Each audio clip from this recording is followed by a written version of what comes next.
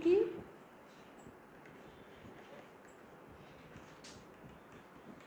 ऋग्वेदिक as. ऋग्वेदिक as basically जो वैदिक as है वो दो पीरियड्स में डिवाइडेड है, ऋग्वेदिक और लेटर वैदिक। ऋग्वेदिक एज वो एज है जब एक ही वेद कंपोज हुआ था, that is Rigveda. Rigvedic age में आर्यंस हमारे देश में आए थे and they settled in the Gangetic ocean और द नॉर्थ इंडिया, जिसको आर्यवर्ता भी बोला जाता है। Rigvedic age witnessed tribal conflicts, उनके आपस में जो डिफरेंट क्लैंस थे उनके बीच में कॉन्फ्लिक्ट्स हुए। और सबसे बड़ी क्लैन कौन सी थी? भारतास। ठीक है, उसके बाद हमने ट्राइबल पॉलिटी किया। राजा था, राजन, ट्राइबल चीफ, हेड। उसके बाद दूसरा इम्पोर्टेंट पुरोहिता यानी कि प्रीस्ट, जो उसको कंसल्ट करता था एडमिनिस्ट्रेशन वगैरह पे। देन वी हैड सेनानी, जो आर्मी को लीड करता था ड्यूरिंग वॉर्स। ठीक है, and then we had assemblies like sabha, samiti, विधाता एंड गणा। ठीक है, वुमेन किस में बैठती थी? विधाता और सभा में। ठीक है, सभा जो थी वो एडमिनिस्ट्रेशन और जुडिशियल प्रोसीडिंग्स जैसे क्रिमिनल केसेस वगैरह होते थे ना, वो हैंडल करती थी। और बाकी day to day functionaries and tribal business वगैरह वो हैंडल करती थी। ठीक है, उसके बाद हमारा जो और बड़ा यूनिट था सोसाइटी का था वो था प्रजापति। प्रजापति कौन थे? जैसे राजा के पास पूरा एक टेरिटरी है, Prajapati was an officer who was assigned with a large pasture ground और a large part of territory. जैसे पीएम होता है उसके बाद सीएम होते हैं ना, वैसे हो गए हमारे प्रजापति। प्रजापति के बाद कौन आता है? कुलापास एंड ग्रामीणीज। ठीक है, kulapas were the head of the families. ठीक है, हेड ऑफ द फैमिलीज, हमारे घर के बड़े हेड होते हैं ना, उस टाइम पे हेड ऑफ द फैमिली को कुलापा बोला जाता था। And gramanis were the head of the military tribal units. ठीक है, जब ये ऋग्वेदिक एज थी तब कोई आर्मी नहीं थी, कुछ ट्राइबल क्लैंस थे जो मिलिट्री फंक्शंस परफॉर्म करते थे, उनके हेड को ग्रामीणीज बोला जाता है। ठीक है, तो बेसिक यूनिट क्या हो गया हमारा? कुला। ठीक है, उसके बाद वी हैव कुला को हम गृह भी बोलते हैं। This both are the terms for family. ठीक है, और गृह के हेड को गृहपति। ठीक है, उसके बाद मटेरियल लाइफ में हमने देखा कॉपर था और क्या क्या था?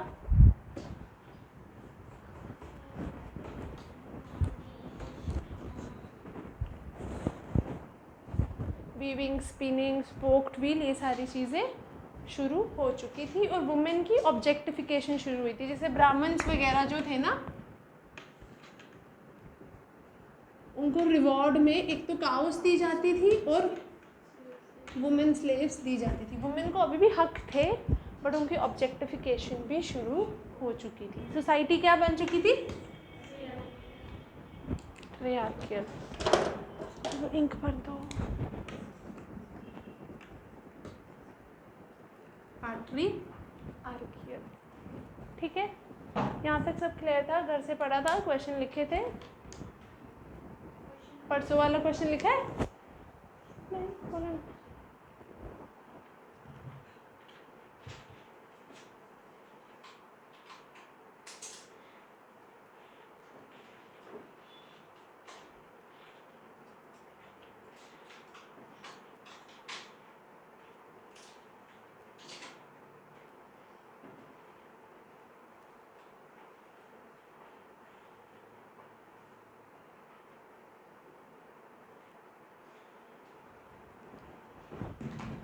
ठीक है,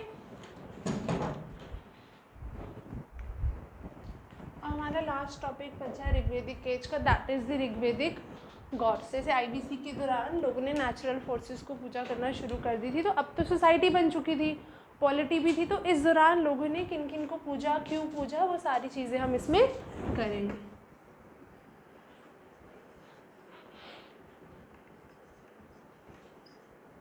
ऋग्वेदिक गॉड्स।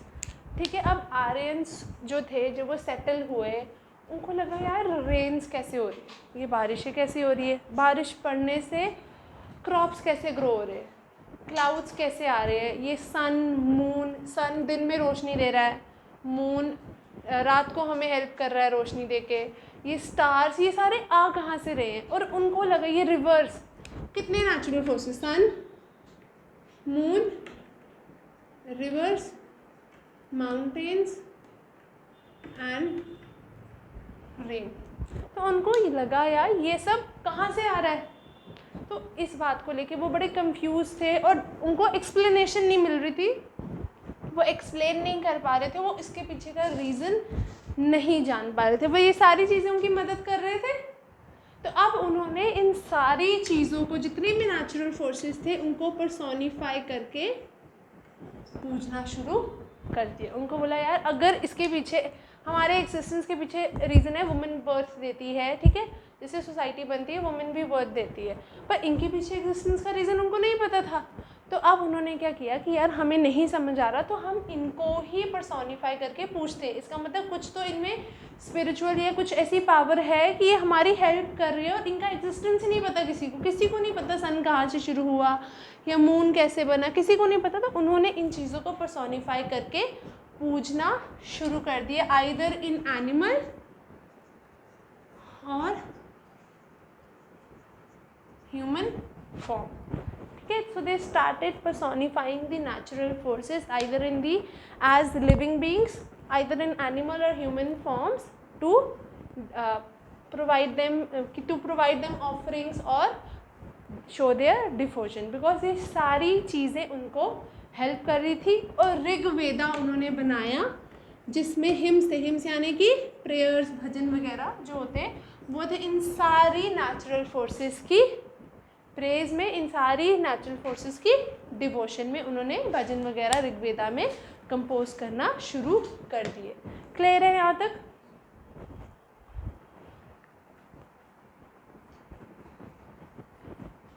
सबसे इम्पोर्टेंट गॉड कौन थे? इंद्र। उनके लिए उस टाइम पे सबसे इम्पोर्टेंट गॉड, सबसे इम्पोर्टेंट डिवाइन फिगर जो थे वो इंद्र थे, क्योंकि उनके लिए ये वॉर लॉर्ड थे। वॉर लॉर्ड का मतलब है कि एक ऐसे देवता, ये एक ऐसे भगवान जो उनको हर वॉर में विक्ट्री दिलाते हैं, और हर डेमन से, हर बुरी राक्षस से बचाते भी हैं। तो उन्होंने इंद्र को सबसे इम्पोर्टेंट देवता उस टाइम पे माना। और सिर्फ इंद्र के लिए ऋग्वेदा में 250, कितने टोटल है उसमें से 250 किसके डिवोशन में लिखे गए हैं? इंद्र के। और ये हमें इसलिए पता चला है क्योंकि सबसे ज़्यादा वर्सेस ही इंद्र के प्रेज में लिखे गए हैं, ठीक है। दूसरी बात, इंद्र एक और तरीके से पूजे जाते थे, that is rain God, responsible for bringing rain. तो इसलिए इंद्र सबसे ज़्यादा इम्पॉर्टेंट गॉड उस टाइम के बन गए। क्लियर है? इंद्र क्यों थे? 2 रीजन थे, वॉर लॉर्ड और rain God. Second important, yes करो, सेकेंड इम्पॉर्टेंट कौन थे?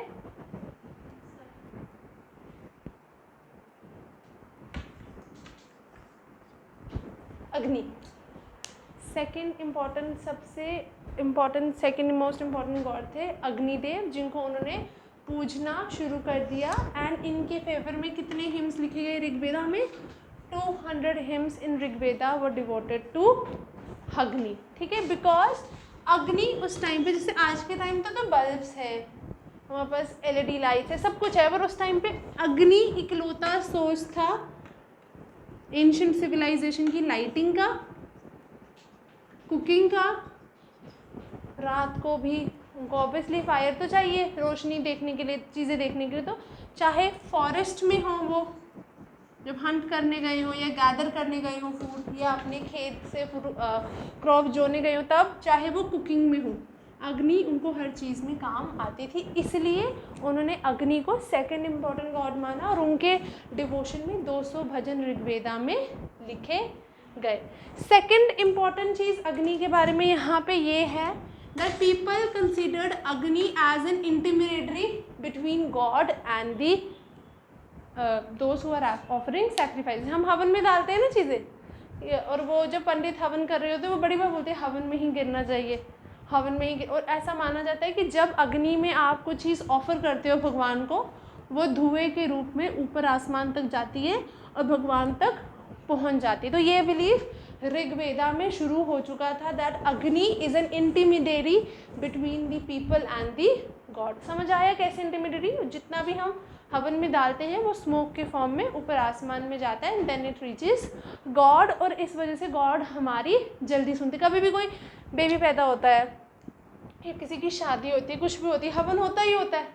वो इसलिए होता है कि आज तक लोग यही मानते हैं कि अग्नि देवता को ऑफरिंग डालने से वो जल्दी भगवान तक पहुंचती है और हमारी जो दुआ है या हमारी जो प्रेयर्स है वो जल्दी कबूल हो जाती है। क्लियर है यहाँ तक अग्नि वाला पॉइंट भी?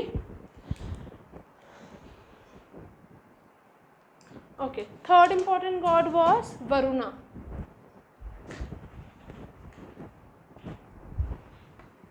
वरुणा कौन होते हैं?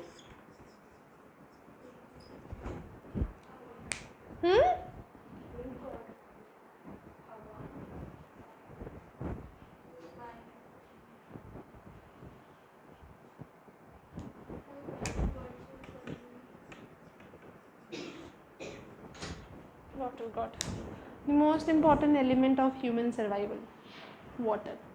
हम बिना खाने के रह सकते हैं 2 दिन, बिना पानी के आप 2 दिन भूखे रहोगे ना, कुछ नहीं होगा, थोड़ी कमज़ोरी होगी, पर प्यासे रह सकते हो? 1 दिन से ज़्यादा भी नहीं रह सकते। तो water God was another important God during this time. अब ऑब्वियसली वो इसलिए पूछते थे क्योंकि वाटर रिसोर्सेज, अब सीज थी, रिवर्स थी, समुद्र थे, उनको नहीं समझ आ रहा था कहाँ से है, पर उनकी क्रॉप प्रोडक्शन को हेल्प कर रहे थे, इरिगेशन में उनकी प्यास बुझा रहे थे, वो वाटर कंज्यूम कर रहे थे, तो कहीं ना कहीं उनके लिए इम्पॉर्टेंट था for their own survival as well as the survival of the crops. तो उन्होंने वाटर को वरुणा के तौर पर पर्सोनिफाई करके पूजने लगे। बचपन में आप लोगों ने सीरियल्स देखे हैं, वो कार्टून्स आते थे, वो ब्लू कलर के वाटर गॉड बनाए होते थे, ऑरेंज कलर की अग्नि बनाई होती थी। इतनी भी बड़ी नहीं हूँ मैंने नहीं देखे। अब तो ज़्यादा, हमारे टाइम में तो कम ही होते थे, अब तो ज़्यादा कार्टून्स बनते हैं। ठीक है, तो वाटर गॉड भी उन्होंने पूछना। तो बेसिक गॉड जो थे वो थे वाटर, इंद्र और Agni, the 3 most important elements of the ancient civilisation. Water तो अभी भी है, पर अब चलो, अभी भी तो कोल कंबशन होती है तो गैस बनती है, और कोल कंबशन कैसे होगी? फायर से। अभी भी बहुत सारे ऐसे केमिकल रिएक्शंस हैं जिनसे इंपॉर्टेंट कंपोनेंट्स बनते हैं जिसमें फायर का यूज़ होता है। तो कहीं ना कहीं फायर, वाटर एक इम्पॉर्टेंट एलिमेंट है हमारे ह्यूमन सर्वाइवल के। अभी भी लाइट चली जाएगी, इन्वर्टर डाउन होगा तो क्या जलाओगे? बत्ती। फ़ोन में भी टॉर्च होती है, फ़ोन की भी तो बैटरी डेड होगी ना। ठीक है, तो ये सबसे इम्पॉर्टेंट एलिमेंट्स हैं। ठीक है, नेक्स्ट हमारे हैं सोम, गॉड ऑफ प्लांट्स। उन्होंने सोम को भी पूछना। प्लांट्स उनके लिए इम्पॉर्टेंट थे, उनको खाना दे रहे थे, उनको शेल्टर दे रहे थे, सब कुछ दे रहे थे, तो उन्होंने प्लांट्स को एज अ सोमा पर्सोनिफाई किया और उनको भी उन्होंने पूजने लगे। ठीक है, ठीक है। उसके बाद ऋग्वेदा में सोम के रिलेटेड बहुत सारे हिम्स हैं, बहुत सारी प्रेयर्स हैं, और एक जगह तो ये भी प्रॉपर मेथड बताया गया है कि सोम रस कैसे बनता है। सोम रस पहचान समझते हो क्या होता है? भांग पिए, लिकर पिए, अल्कोहल जो होता है, जो शिवजी ऐसे बोलते थे ना, उसको हम सोमरस बोलते हैं। भांग हो गया या अल्कोहल वगैरह। और ऋग्वेदा में ऐसे हिम दिए गए, ऐसी प्रेयर्स दी गई है जिसमें प्रॉपर बताया गया है कि ये ड्रिंक इन प्लांट से कैसे बनती है। जितने भी अल्कोहल है किससे बनते हैं? कुछ पोटैटो से। वोडका किससे बनती है? पोटैटो से आई थिंक। वाइन किससे बनती है? ग्रेप से, है ना। तो प्लांट सोर्सेस ही हैं। तो सोम को भी उन्होंने पूजना शुरू कर दिया। यहाँ तक क्लियर है? अब आप लोगों ने यहाँ पे एक चेंज महसूस किया आईबीसी से? सोचो सोचो सोचो।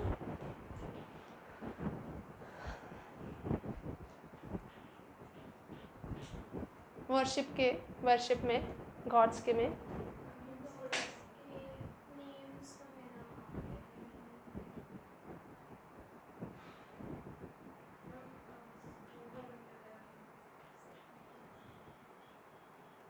बेसिक डिफरेंस पूछ रही हूँ, एनालाइज नहीं करोगे तो कैसे आएगा।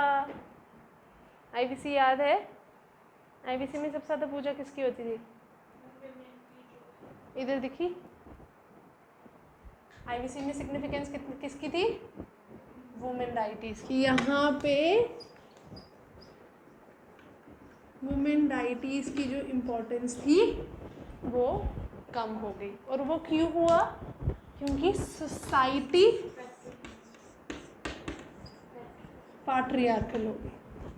सोसाइटी में मैन के, ब्राह्मण्स का डोमिनेंस बढ़ गया, जो वुमेन को कुछ मानते ही नहीं थे। और अगर वो मानते ही नहीं थे तो वो वुमेन फिगर्स को या एक वुमेन फिगर की तरह किसी नेचुरल एलिमेंट को पर्सोनिफाई करके क्यों पूछते। इससे पहले इंद्र या किसी का मेंशन नहीं है, तो रेन को या वाटर को मेल की तरह ही क्यों पर्सोनिफाई किया। आईबीसी में तो फीमेल में पर्सोनिफाई कर रहे थे, इसमें मेल की तरह ही क्यों किया गया? क्योंकि सोसाइटी पैट्रियार्कल थी। वो मानते थे कि men are most important, men are dominant. तो अगर कुछ इम्पॉर्टेंट चीज़ है तो आप उसको उसी हिसाब से पर्सोनिफाई करोगे जितना आपका स्टीरियोटाइप होगा, जितनी आपकी थिंकिंग होगी, राइट। तो उन्होंने इस एज में वुमेन की सिग्निफिकेंस कम हो गई, जिसकी वजह से वुमेन डाइटीज़ की इम्पोर्टेंस भी कम हो गई। पर आज के टाइम पे हिंदुइज्म में ज़्यादा वुमेन डाइटीज़ की वजह इक्वली हो गए, वजह से वुमेन डाइटीज़ ज़्यादा है। फिर इस टाइम पे कम हो गई थी। बस दो थी, उषा एंड अदिति, जिनकी पूजा होती थी बहुत कम पर पाई गई है। और इनको माना जाता था अपीयरेंस ऑफ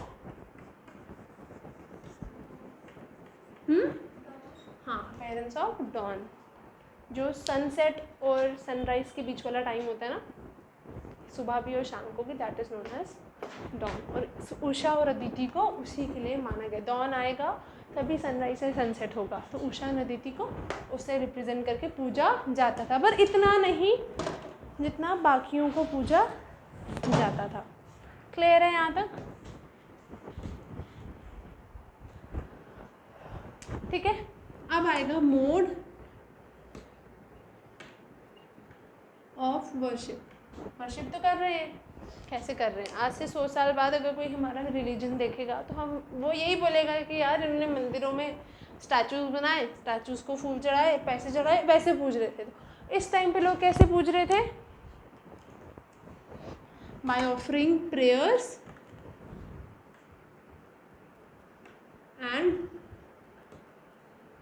सैक्रिफाइस। तो लोगों ने सैक्रिफाइस, यज्ञ, प्रेयर करना या रेसिटेशन ऑफ प्रेयर करना शुरू कर दिया, पर इंडिविजुअल नहीं कर रहे थे। कौन कर रहा था? Whole tribe together. जब हमने राजन किया था, राजन को क्या बोला गया है?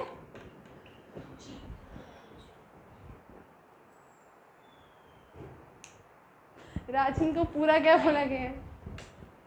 Protector of the tribe. आगे, who protects his cattle? Tribe. वाह, वो तो मुझे पता था, पर मैं किस फॉर्म में पूछ रही। होल ट्राइब पूजा करती थी ना साथ में, तो राजन को क्या बोला जाता था? क्या रिस्पॉन्सिबिलिटीज थी राजन की? अगर अब तुम लोगों ने रिवाइज नहीं किया तो मैंने सरप्राइज टेस्ट रख देना है, ठीक है? उसी वक्त मैं किस सेंस में पूछ रही हूँ? वर्शिप की सेंस में। 4 रोल थे ना राजन के, 4 थे ना? आप तो आए थे, ये भी आए थे। हाँ, तो वो उसमें लिखा नहीं और क्या 4 रोल थे? To protect his tribe, cattle, fight, wars, और चौथा role offer prayings on the behalf of the whole tribe. यहीं से इंटरप्रेट हो जाता था कि जो सैक्रिफाइसेस या पूजा होती थी वो सारी ट्राइब्स साथ में करती थी, और वो रिस्पॉन्सिबिलिटी किसकी थी? राजन की। करवाता कौन था? प्रीस्ट। क्लियर है? अब रिवाइज करो आप लोग, मैंने देख लिया। सीधी सी बात है, रिवाइज नहीं करोगे सिलेबस तो आगे बढ़ता जाएगा, मैं तो आगे बढ़ाऊंगी, पीछे वाला तुमको भूलेगा, है ना? रिवाइज किए बिना हिस्ट्री तो याद नहीं होगी, कोई भी सब्जेक्ट नहीं होगा, ठीक है? क्योंकि पेपर अगले साल देना है, उसके भी अगले साल मेंस का पेपर होता ही है, तो दिसंबर में है तो फरवरी में है। JKPSC वाले तो ऐसे ही लेते हैं, UPSC तो टाइम पे हो जाता है, मेरा फरवरी में हुआ था, JKPSC तो लेती है फरवरी या दिसंबर में। तो अभी पढ़ी हुई चीज़ तुम्हें अगले साल दिसंबर तक कैसे याद रहेगी अगर रिवाइज नहीं करोगे? 2-3 बार रिवाइज की होगी, तो जब फिर से रिवाइज करोगे उस टाइम में तो ऐसे याद आएगा, नहीं करोगे तो फिर वापस पढ़ना पड़ेगा। ठीक है, तो यहाँ पे जो गॉड की वर्शिप थी उसमें एक नोटेड चीज़ है कि यहाँ पे कोई स्पिरिचुअल अपलिफ्टमेंट के लिए, जैसे हम इससे आगे बढ़ेंगे ना तो बुद्धिज़्म आएगा, जैनिज़्म आएगा, जो रिलीजियस होंगे वो थोड़े स्पिरिचुअल हो जाएंगे। हम भी आजकल बोलते हैं ना गीता पढ़ो, जब एज्ड हो जाती है लोगों की, गीता पढ़ो, जैसे हिंदुइज्म में बोलते हैं। वो क्यों बोलते हैं? ताकि मोक्ष हो जाए, मुक्ति मिल जाए इंसान को, ऐसा बोला जाता है। तो यहाँ पे ऐसा कोई भी कंसर्न उनका नहीं था स्पिरिचुअल अपलिफ्टमेंट का। वो पूजा करते थे लाइफ की प्रॉब्लम्स को ख़त्म करने के लिए। ठीक है, नहीं सॉरी, ना वो स्पिरिचुअल अपलिफ्टमेंट के लिए पूजा करते थे, ना ही ज़िंदगी की, अब जैसे हम प्रे करते हैं, बोलते हैं भगवान ये प्रॉब्लम है, ये ख़त्म कर दो, उनका ऐसा कोई भी कंसर्न नहीं था। वो 3 चीज़ों के लिए पूजा करते थे।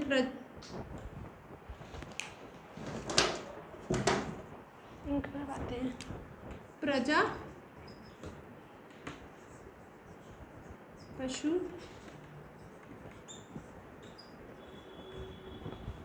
Wealth, health. प्रजा में क्या आएगा? चिल्ड्रन, स्पेशली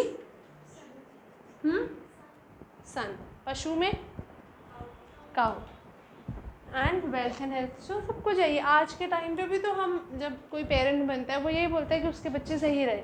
तो एज अ किंग उसकी रिस्पॉन्सिबिलिटी थी प्रजा, पशु और उनकी वेल्थ हेल्थ के लिए पूजा करना, ना कि स्पिरिचुअल अपलिफ्टमेंट वगैरह चीज़ों के लिए पूजा करना।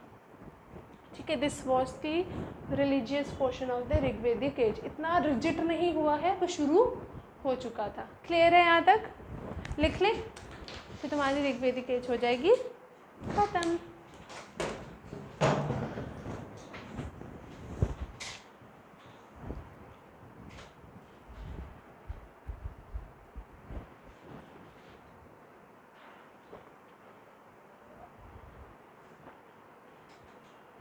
और एक और मैं भूल गई, मरूद्स कल करा था ना, उनको भी पूछते थे। मरूद्स आदि स्टॉर्म डायटीज़, तूफ़ान जो लाते हैं ना उसके लिए। अब तूफ़ान आता है तो अभी बरसातें शुरू होती हैं, मौसम चेंज होता है, गर्मी कितनी हो गई है। अब अगर तूफ़ान आएगा हमें रिलीफ मिलेगा ना, तो हम तो बोलेंगे वाह तूफ़ान आ गया, ऐसे आता है ना, फीलिंग आती है ना शाम को जब तूफ़ान आता है। तो उस टाइम पे भी लोग तूफ़ान के गॉड को पर्सोनीफाई करके एज मरूद्स पूछते थे। मरूद्स का सिग्निफिकेंस क्यों पाया गया है?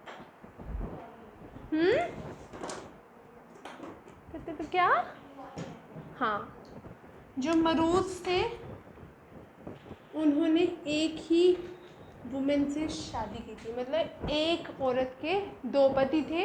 और इस चीज़ को हम बोलते हैं पॉलीएंड्री।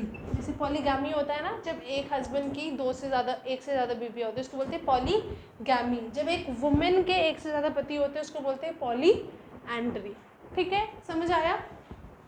क्लियर? आपको समझ आ गया ना जितना करवाया आज? आप पिछला पढ़ लेना, जो नहीं होगा वो पूछ लेना। आपको आ गया? आपने पढ़ा जितना मिस हुआ? IBC पढ़ा है ना?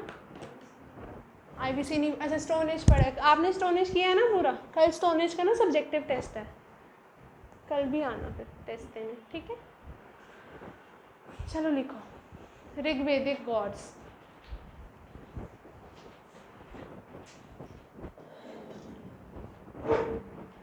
Aryans found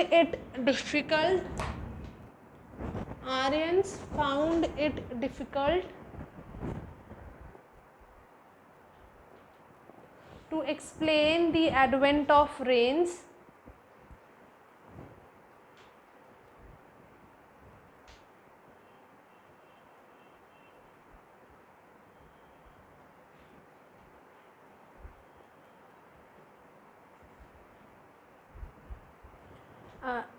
appearance of sun, moon,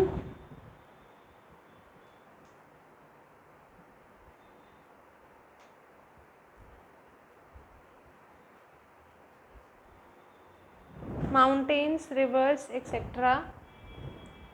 sun, moon, mountains, rivers, etc.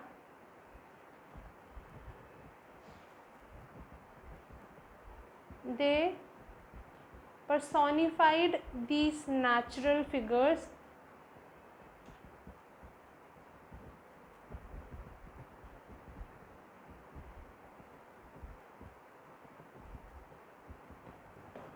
and looked upon them as living beings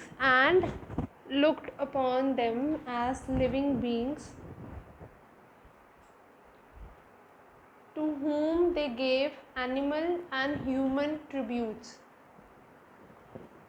To whom they gave animal and human tributes.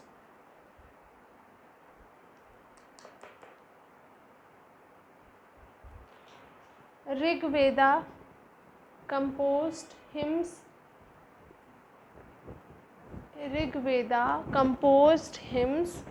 in honor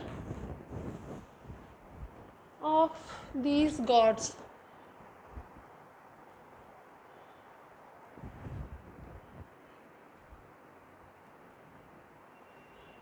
Next लिखो.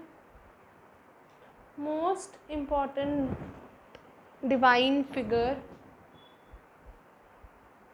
was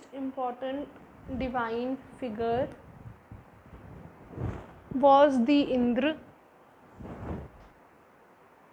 known as the warlord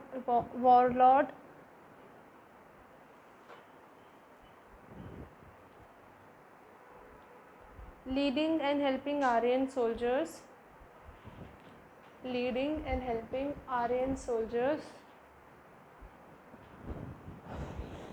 to victory against demons.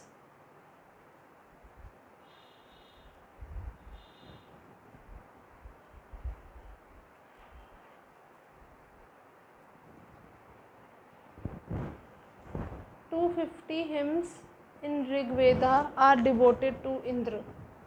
250 ये याद रखना है, ठीक है, जहाँ जहाँ पे मेंशन किया गया है ना कौन से गॉड के कितने हिम्स हैं. 250 hymns are devoted to Indra in the Rig Veda.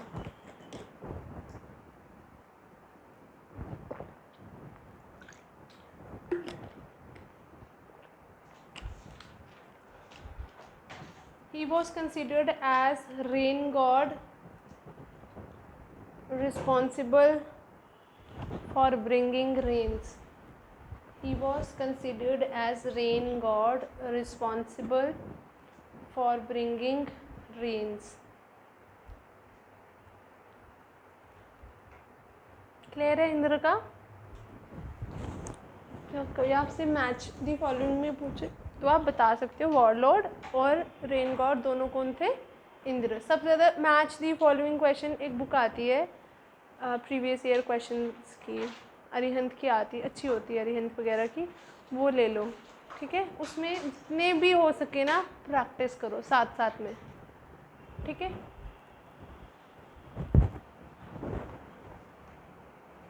ठीक है. इधर भी इनके पास भी है, लाइब्रेरी में बैठ के प्रैक्टिस कर सकते हो, है ना.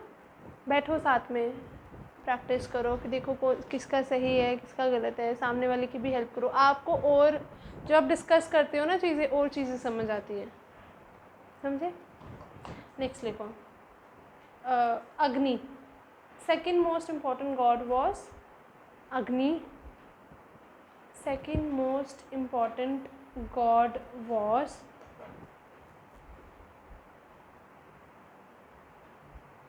Agni, to whom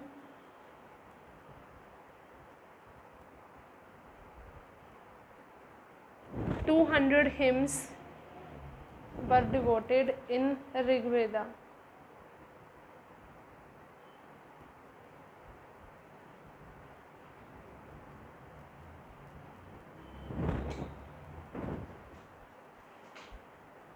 ठीक है. Fire formed an important part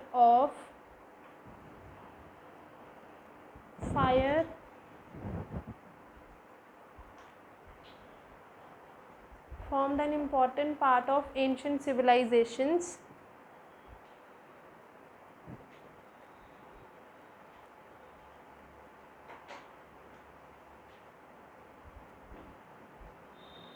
because it helped in cooking, forest, agriculture, gathering, agriculture gathering लिखना, ठीक है.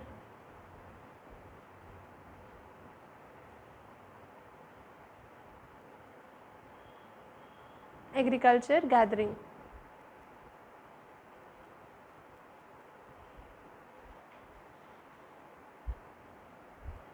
ठीक है, नेक्स्ट लिखो. According to Rigveda and Aryans, according to Rigveda and Aryans, Agni acted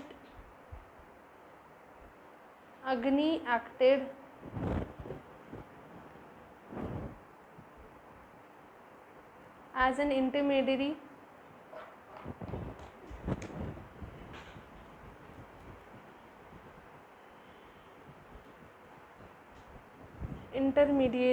between gods and the people.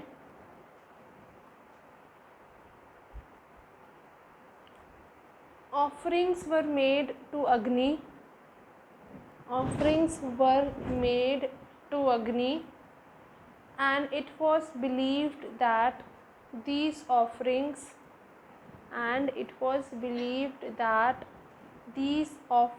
would be carried to the god,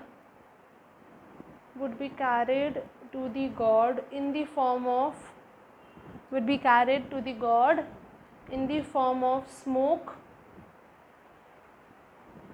to sky, and thus transmitted to God.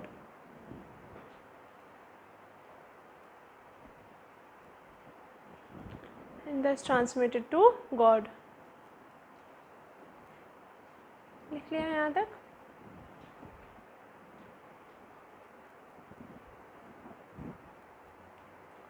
Next लिखो. Varuna was the water god.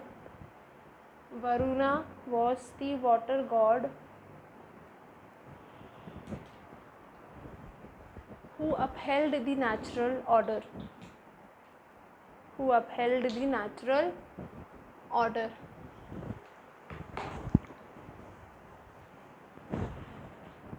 ठीक है, clear है यहाँ तक.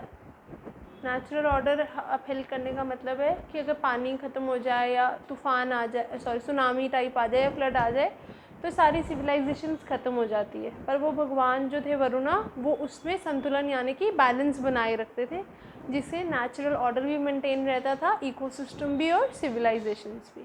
ठीक है, next लिखो. They also worship Soma, SOMA, Soma, the God of plants.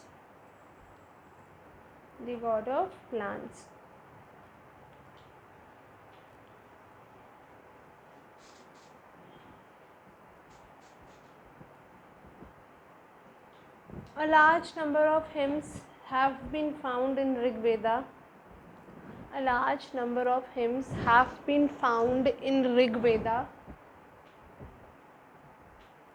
Which explains the method of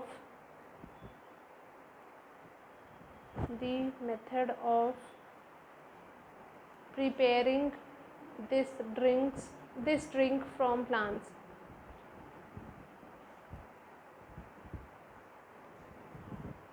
इससे हमें पता चलता है कि अल्कोहलिक कंजम्पशन या ऐसे टॉक्सिकेंट्स का कंजम्पशन उस टाइम पे भी होता था. ठीक है, नेक्स्ट लिखो. Maruts, MARUTS, Maruts were the deities of the storm.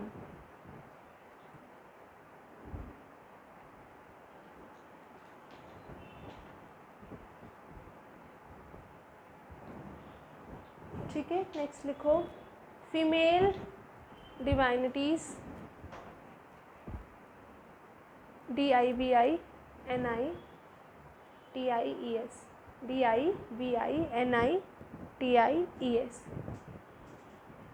were of less importance in the early Aryan society. अब आगे और गॉड आएंगे, अग्नि और इंद्र अपनी इम्पोर्टेंस खो देंगे, बाकी अब आपके जो विष्णु वगैरह हैं वो शुरू हो जाएंगे अब आगे, पर दूसरी फॉर्म में. ठीक है, early Aryan society because of the growing patriarchal nature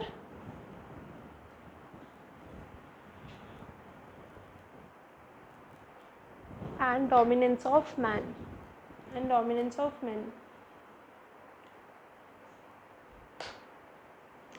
However, Usha and Aditi were worshipped. However, Usha and Aditi were worshipped as they were responsible for the appearance of the dawn. As they were responsible for the appearance of dawn.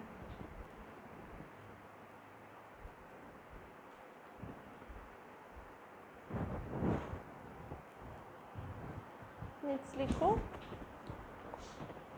mode of worshipping gods.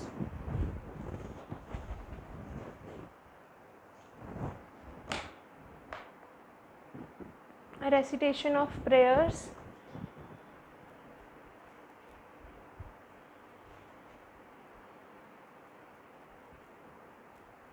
and offering sacrifices. Recitation of prayers and offering sacrifices by the whole tribe together.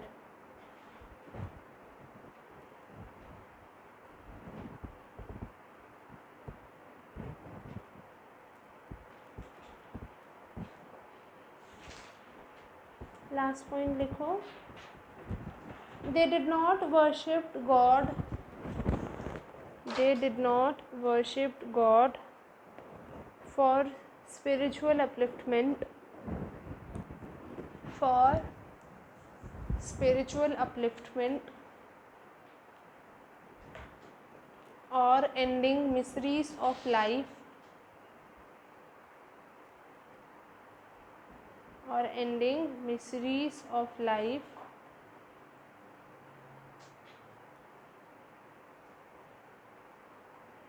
But for प्रजा, bracket में लिखते जाना children, पशु cattle, food,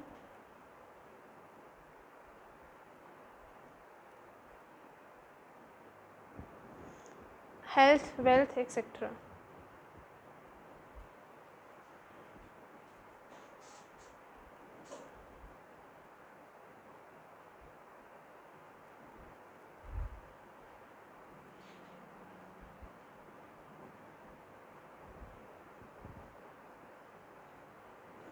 clear है यहाँ तक? मुझे इतने देखने तो कुछ मिस तो नहीं हो गया हमारा ऋग्वेदिक का.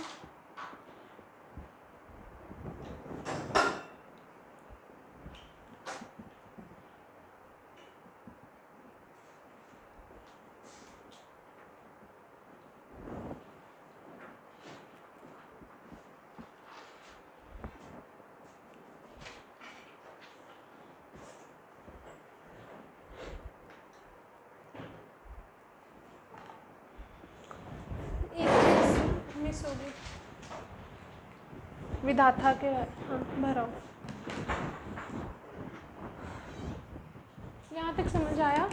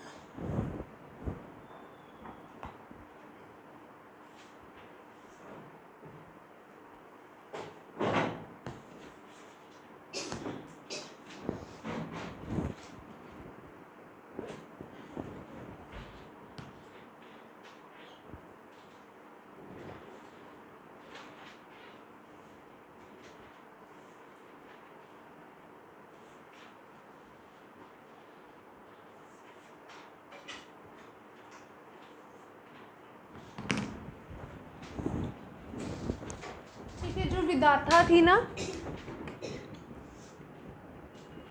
वो सबसे ओल्डेस्ट असेंबली थी। ओके, जो सबसे पहली द अर्लीस्ट वैदिक असेंबली थी। हमने वैदिक असेंबली में 4 असेंबलीज की थी, सभा, समिति, विदाथा एंड गणा, और उसमें से जो सबसे पुरानी थी वो थी विदाथा। ठीक है, और विदाथा में कॉमन पीपल थे जो गैदर होते थे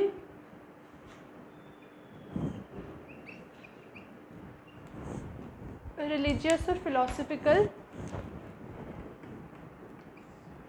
टॉक्स या डिबेट्स करने के लिए या सेरेमनीज करने के लिए। ठीक है, वहाँ पे स्किप हो गया होगा, मैं लिखवा भी देती हूँ। ठीक है, विदाथा, अगर कोई पूछे तो सबसे अर्लीस्ट कौन सी थी, दैट वाज विदाथा।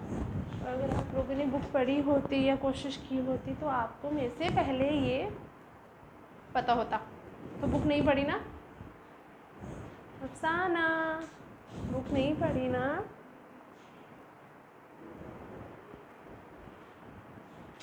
आपने भी छोड़ दी पढ़ना।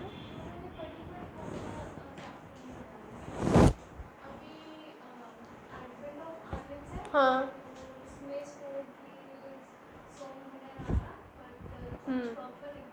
वो नहीं आई अभी तक।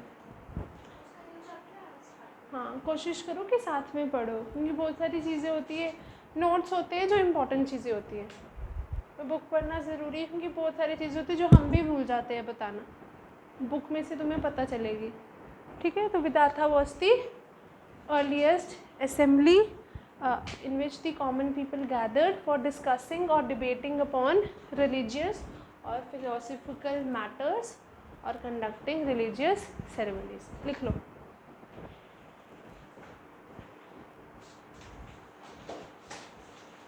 विदाथा was the earliest Rigvedic assembly, कहीं पे भी लिख लो, एन में लिख लो पॉइंटर बना के।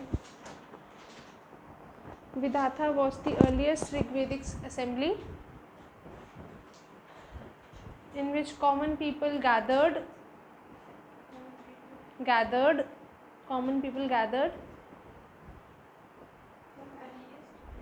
ऋग्वेदिक assembly, the earliest Rigvedic assembly, यानी कि सभा समिति से भी पहले कौन सी असेंबली बनी थी, Vidatha, in which common people gathered for discussing और debating on religious or philosophical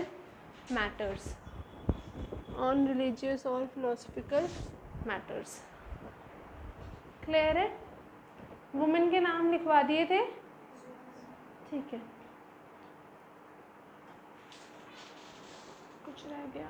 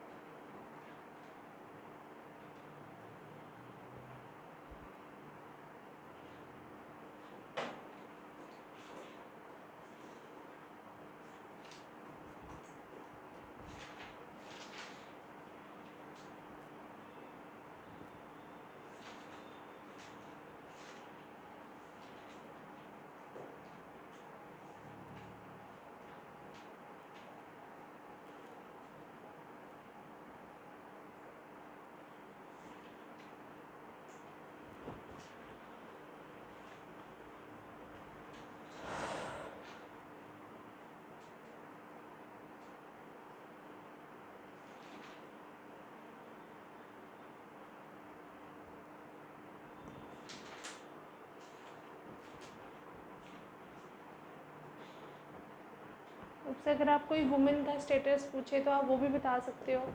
Shudras तो बाय द एंड बने थे, ठीक है। वुमेन के वो लिखवाती थे ना, वुमेन के पास फ्रीडम था मैरिज के लिए पार्टनर चूज़ करने का, असेंबलीज, और उनको पढ़ाया भी जाता था। ठीक है, लिख लिया सब कुछ, फिर आगे बढ़ते हैं हम। ठीक है, ऋग्वेदिक पीरियड में इतना ही था आपका, जिसमें आपको बस ये याद रखना कि सबसे इम्पॉर्टेंट है नेक्स्ट स्टेज से पिछली एज को कंपेयर कर पाना, और वो तभी होगी जब पिछली एज रिवाइज करोगे, राइट। जब तक पिछली एज रिवाइज नहीं करोगे तब तक नेक्स्ट स्टेज से कैसे कंपेयर करोगे। ठीक है, तो रिवाइज करो।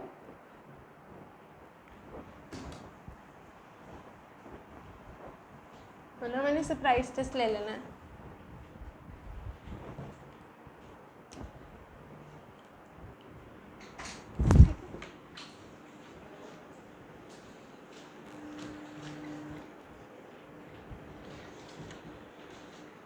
लेटर वैदिक एज, ठीक है। अब शुरू हुई हमारी later Vedic age after the end of Rigvedic as.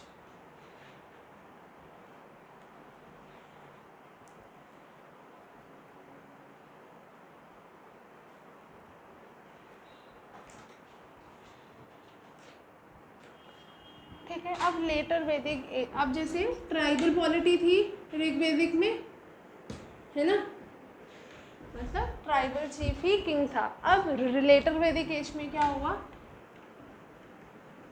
State और स्टेट ऑर्डर्स बनने लगे, यानी कि एक ट्रांसिशन हुआ from tribal polity to the state and state orders, मतलब प्रॉपर स्टेट फॉर्मेशंस इस एज में शुरू हो गई। ठीक है, इस एज का टाइम स्पैन क्या था, 1000 to 600 BCE। 1000 BCE में ये एज शुरू हुई थी, लास्टेड एट 600 BCE। ठीक है, सबसे इम्पॉर्टेंट बात ये है कि यहाँ पे ट्राइबल कम्युनिटी थी, अब यहाँ पे प्रॉपर स्टेट्स वगैरह बनने लगी। तो हर स्टेज में क्या हो रहा है, सोसाइटी और स्ट्रक्चर में चेंजेस आ रहे हैं और एडवांसमेंट हो रही है, सोसाइटी आगे बढ़ती जा रही है। हाँ, सोसाइटी के स्टीरियोटाइप्स या जो कॉन्सेप्ट्स थे वो प्रोग्रेसिव नहीं हो पा रहे, पर सोसाइटी आगे बढ़ रही है। ठीक है, ठीक है। अब हम लेटर वैदिक एज को कैसे स्टडी करते हैं, 3 वेदास थे जो इस एज के दौरान कंपोज हुए थे। कौन कौन से, यजुर्वेद, अथर्ववेद, सामवेद। हाउएवर सामवेद को हम इतना कंसीडर नहीं करते इसकी स्टडी में, because Samaveda was literal poetic composition of the hymns mentioned in the Rigveda. तो हम इस एज में 2 वेदास को कंसीडर करते हैं, यजुर एंड अथर्व। ठीक है, यजुर में क्या था, यजुर्वेद कंसिस्टेड ऑफ सैक्रिफाइसेस और the rituals to be perform along with the prayers. अब हम भजन गा रहे हैं, उसके साथ हमने क्या भोग लगाना है या क्या ऑफर करना है, किससे लगाना है, वो सारे किस में थे, यजुर्वेद में। अथर्ववेद में क्या था, चार्म्स एंड स्पेल्स, यानी कि वो सारी चीज़ें जो बुरी आत्माओं क्या या डिसीजेस को दूर करने के लिए ह्यूमंस प्रैक्टिस करते हैं। जैसे हम मालाएं पहनते हैं, ये सब पहनते हैं ना, नॉर्मली सबने पहनी होती, आप में तबीज़ पहनते हैं जैसे, है ना, तो वो सारी चीज़ें जो बुरी आत्माओं को या डिसीजेस को दूर करने के लिए की जाती है वो अथर्ववेद में मेंशन। और इन दोनों को, और वेदास के लिए एक और टर्म यूज़ करते हैं, क्या है, Samhitas. Collection of the Vedas is also known as Samhita. तो बहुत बार ऋग्वेद संहिता या ऋग संहिता ये ऐसा भी मेंशन किया जाता है। However Samhita term was most probably used for the later Vedic age. तो वहाँ पे कंफ्यूज नहीं होना, कभी कभी वेदास लिखा होगा, कभी कभी संहितास लिखा होगा, both are the same things. ठीक है, ओके। ऋग्वेद सबको पता है ना क्या होता है, अथर्ववेद, यजुर्वेद सबको क्लियर है। ऋग्वेद में प्रेयर्स है, सामवेद में इन प्रेयर्स की पोएटिक रेसिटेशन है कि कैसे गानी है। यजुर्वेद में इन प्रेयर्स के साथ साथ जो भी ऑफरिंग्स है, सैक्रिफाइसेस करने वो हैं, और अथर्ववेद में चार्म्स एंड स्पेल्स हैं। ठीक है, तो इस एज के दौरान सबसे 2 इम्पॉर्टेंट जो वेदास थे जो कंपोज हुए, संहितास थी जो कंपोज हुई, वो थी यजुर एंड दी अथर्ववेद। ठीक है, अथर्ववेद जो था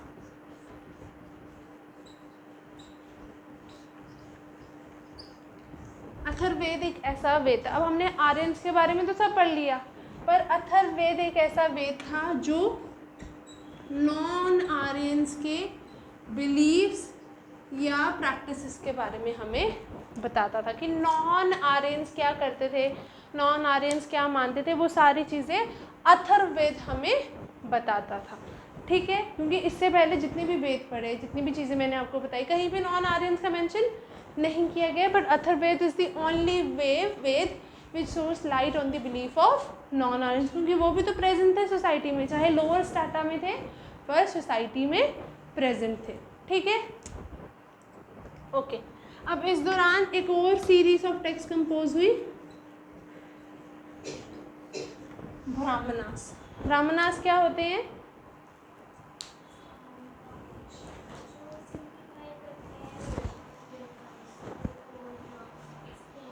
हाँ, ठीक है, Brahmanas were another series of text composed during this age which acted as, क्या बोलते हैं,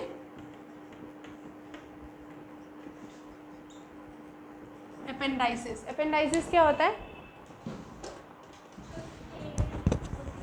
सोचो, मैं इनको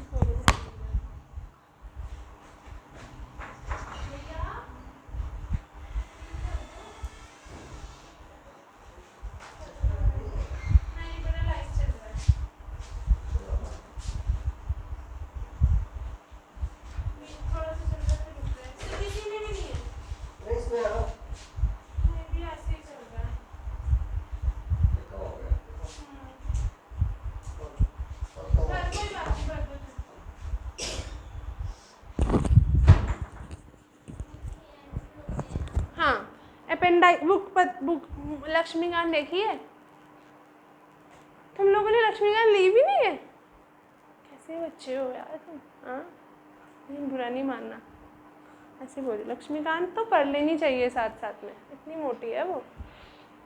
नया वर्जन लेना उसका, अगर नहीं लिए ना तो लेटेस्ट एडिशन लेना, क्योंकि सेकंड हैंड लेनी है तो पक्के डंगे वाली साइड जाओगे तो सेकंड हैंड में मिल जाएगी सस्ते में।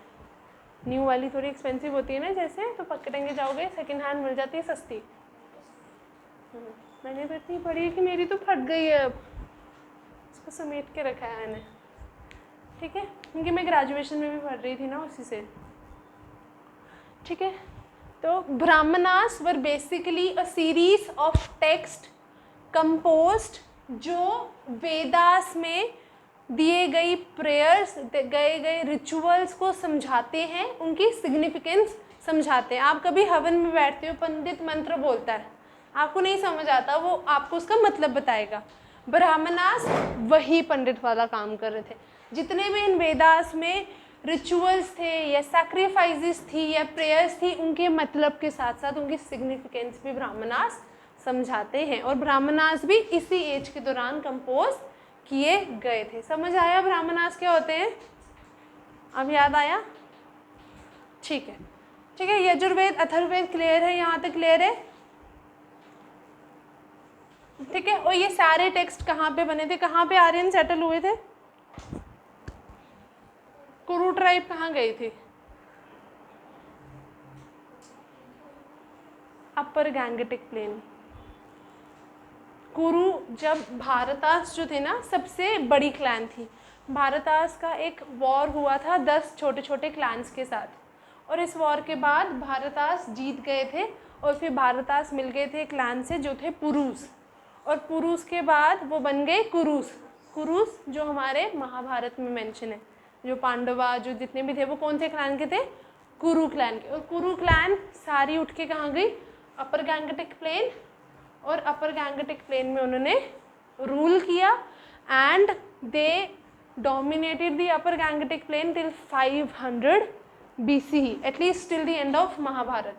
और वहाँ पे ये सारे टेक्स्ट कंपाइल किए गए हैं।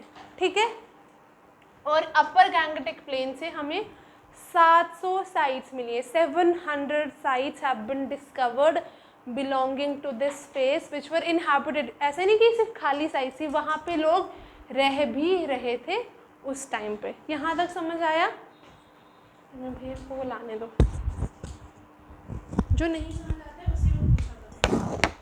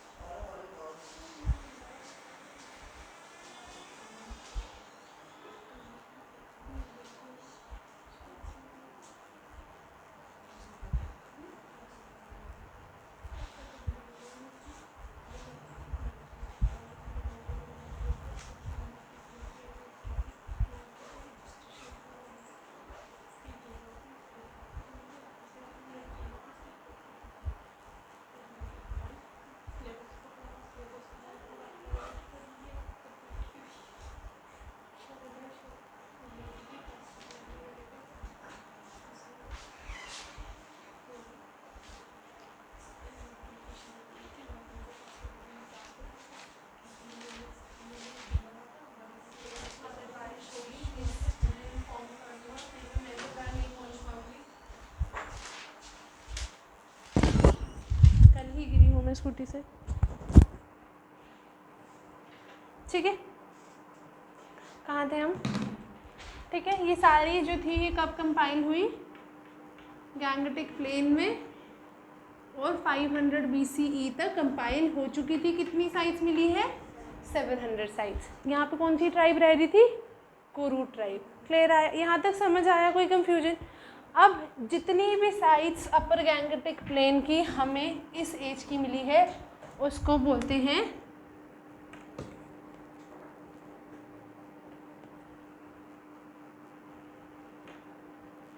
Painted greyware sites. अब पेंटेड ग्रेवेयर क्या होता है?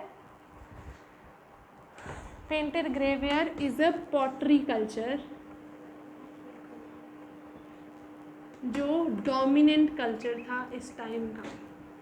सबसे ज़्यादा पॉटरीज इस कल्चर में उस टाइम पे बनाई गई है, इसलिए इन साइट्स को पेंटेड ग्रेवेयर साइट्स भी बोला जाता है, क्योंकि इस साइट से सबसे ज़्यादा पेंटेड ग्रे पॉटरीज मिली है। समझ आया?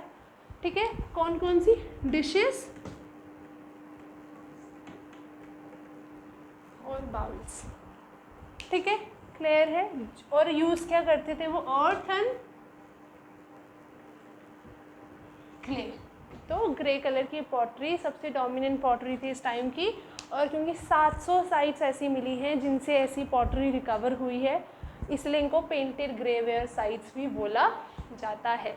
And painted grey ware culture is your iron culture. अब शुरू होगा हमारा आयरन कल्चर, यानी कि द यूज़ ऑफ आयरन जो पहले नहीं पाया गया है।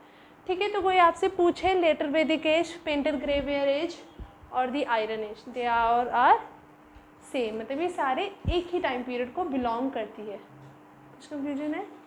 नहीं? समझ आया? पक्का? ठीक, यहाँ तक क्लियर है? कितनी साइज मिली? 700।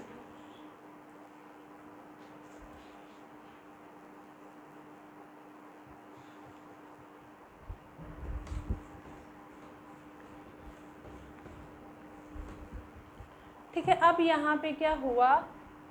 आर्यंस जो पहले सिर्फ पंजाब तक थे या गैंगेटिक पोर्शन तक थे, अब वो एक्सपैंड करने लगे। उन्होंने पूरा पंजाब, पूरा UP, western UP Punjab, as well as आपका जो गंगा यमुना दोआब है ना, दोआब क्या होता है? जियोग्राफी हो गया ना? जहाँ पे 2 रिवर मिलते हैं उसको हम दोआब से, पंजाब में 5 रिवर मिलते हैं इसलिए उसको पंजाब बोला जाता है। ठीक है, वैसे ही दोआब इज द रीजन जहाँ पे 2 रिवर्स मिल रहे हैं। तो गंगा यमुना दोआब, वेस्टर्न यूपी पंजाब तक आर्यंस फैल गए। अगर हम छोटू सा है इंडिया की मैप की बात करें तो ये पूरा रीजन आर्यंस ने ऑक्यूपाई कर लिया। इस पूरे रीजन में आर्यंस एस्टैब्लिश या सेटल हो गए। क्लियर है यहाँ तक? ठीक है, ठीक है। अब आहिस्ते आहिस्ते ना स्टोरी की तरह समझना है। ठीक है, भारता और कुरु ने मिलके क्या बनाया था? कुरु क्लैन, जो सबसे डोमिनेंट क्लैन थी। अब इस कुरु क्लैन ने दिल्ली वाला पोर्शन, यानी कि जो हमारा दिल्ली वाला एरिया, वो भी ऑक्यूपाई कर लिया। साथ में गंगा यमुना द्वीप का अपर पोर्शन, और गंगा यमुना द्वीप का अपर पोर्शन कौन सा आता है हमारा? कुरुक्षेत्र। गंगा यमुना के किनारे हुआ था ना महाभारत का युद्ध, that is the upper portion of Ganga Yamuna द्वीप occupied by the Kurus during the later Vedic age. इसका मतलब वो अपनी पावर इस एज के दौरान एक्सपैंड कर रहे थे। They reached Delhi, they occupied Delhi as well as the Ganga Yamuna द्वीप। ठीक है, और उसी गंगा यमुना द्वीप के अपर पोर्शन में हमारा कौन सा युद्ध हुआ? सबसे most important battle of our history, that is the Mahabharata, which witnessed the wiping out of the whole Kuru tribe. इस युद्ध के बाद, इस बैटल के बाद कुरु ट्राइब पूरी तरीके से ख़त्म हो गई, क्योंकि एक तो पहली बात वो किसी सेकेंड या थर्ड पर्सन से नहीं लड़ रहे थे, वो आपस में ही लड़ रहे थे, वो आपस में ही एक दूसरे को मार रहे थे। बस दो ग्रुप्स बन गए थे, पांडव्स और कौरव्स थे ना, तो उस वजह से पूरी की पूरी कुरु क्लैन ख़त्म हो गई। और जो थोड़े बहुत रेमिनेंट्स बचे थे कुरु क्लैन के, वो कौशंबी शिफ्ट हो गए near Allahabad. Kaushambi is a place near Allahabad. जितने भी बचे कुछ लोग थे कुरु क्लैन के, जैसे अभिमन्यु का बेटा बचा था, ठीक है, क्योंकि पांडव और भी चले गए थे, उन्होंने वो ले लिया था, थोड़ी देर रूल किया, उन्होंने सौंपा और वो चले गए संन्यास पे, इन सर्च ऑफ ट्रूथ। वो कहानी तो सुनिए ना, वो स्वर्ग की सीढ़ियाँ चढ़ के गए थे, सुनिए? नहीं सुनिए? एक कहानी है, मतलब माइथोलॉजिकल स्टोरी है कि पांडव स्वर्ग की सीढ़ियाँ चढ़ के गए थे और उनके साथ एक डॉगी भी था। तो डॉगी पहुंच गया, वो नहीं पहुंचे, मारा था ना, मर्डर तो हुए थे उनसे भी, द्रौपदी के साथ जो भी हुआ वो गलत हुआ, पर उसके बाद वॉर उन्होंने भी लिया, इनोसेंट लाइफ्स उन्होंने भी ली। तो युधिष्ठिर था जो पहुंचा था, बट वहाँ पे एक डॉगी था, युधिष्ठिर था, एंड युधिष्ठिर क्योंकि अच्छा था, उसने कभी गलत काम नहीं किया, उसने डॉगी को जाने दिया, and he himself stayed back. ठीक है, ये कहानी थी एक। और ये स्वर्ग की सीढ़ियाँ, अगर शिवखोड़ी गए होगे आप लोग, शिवखोड़ी गया है कोई? शिवखोड़ी एक जगह है रजौरी वाली साइड, आपको पता होगा, सुंदरबनी के आगे। नहीं पता? आप रजौरी गई हो ना, जगह तो पता होनी चाहिए थी। ठीक है, रजौरी वाली साइड, सुंदरबनी के आगे, सुंदरबनी के आगे ना थोड़ा ही शिवखोड़ी एक जगह है जहाँ पे आई थिंक 4 to 5 किलोमीटर की वॉक है, मतलब जैसे वैष्णो देवी के, एक गुफा है शिव जी की, वहाँ पे एक जगह बताई हुई है कि ये वो गुफा है जहाँ से पांडव स्वर्ग गए थे। ठीक है, तो ये स्टोरी थी। And after this battle the whole Kuru tribe disappeared और वॉज वाइप्ड आउट, क्योंकि उन्होंने आपस में ही खुद को मार दिया था। किसकी लालच में? पावर और टेरिटरी। मेन रीज़न तो पावर ही था ना। द्रौपदी के साथ जो भी हुआ, अगर हम माइथोलॉजिकली जाएं, वो भी पावर के पीछे हुआ। ठीक है, उसके बाद युद्ध भी ज़्यादातर पावर के पीछे ही किया गया, but it led to the decline of the largest and the first biggest clan और the first biggest tribe in a country जिसने इतने बड़े लार्ज टेरिटरी पे रूल किया। इससे पहले कोई भी ऐसा रूलर नहीं था जिसने पूरा इतना, अपर गैंगटिक प्लेन पूरा इनके अंडर था, दिल्ली इनके पास था, और अगर वो कौशंबी गए तो कौशंबी तब भी इनके पास ही था, तभी ये कौशंबी जा पाए। ठीक है, क्लियर है यहाँ तक? ओके। पांडव की कैपिटल कौन सी थी? सॉरी, कुरुस की।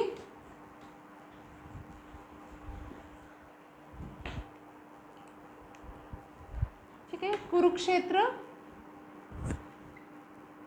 is the land of Kurus in which they majorly ruled and stayed, and their capital was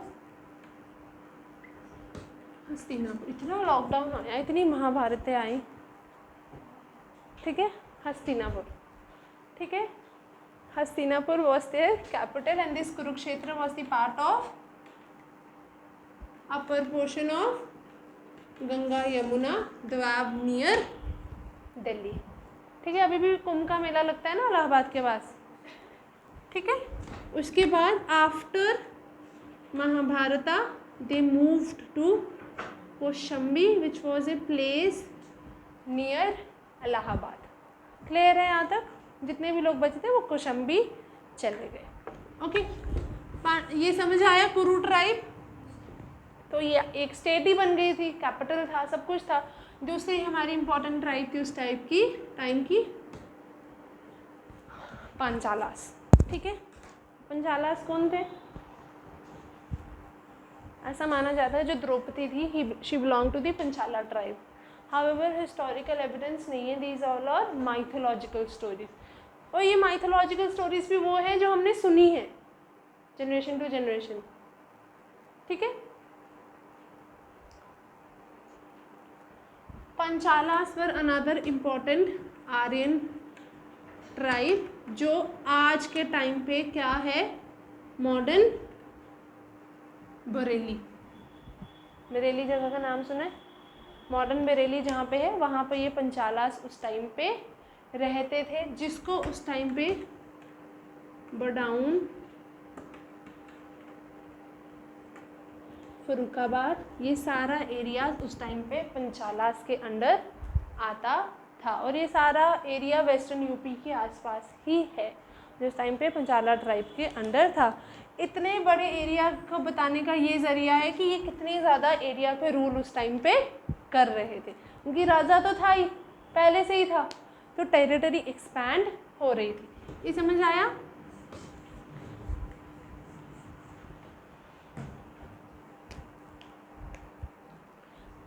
पंचालास का एक बहुत इम्पोर्टेंट और फेमस रूलर है, स्पेलिंग बड़े गंदे होते हैं एंशिएंट हिस्ट्री में,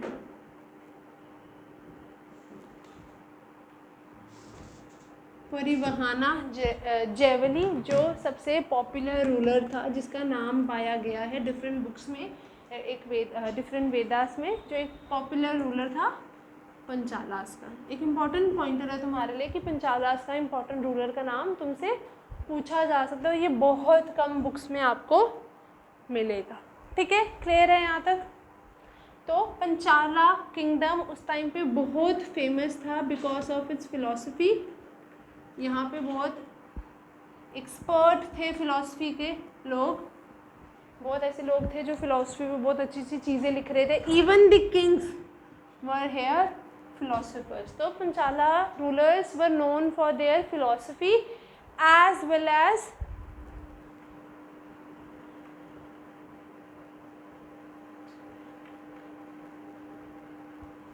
Brahman theologian.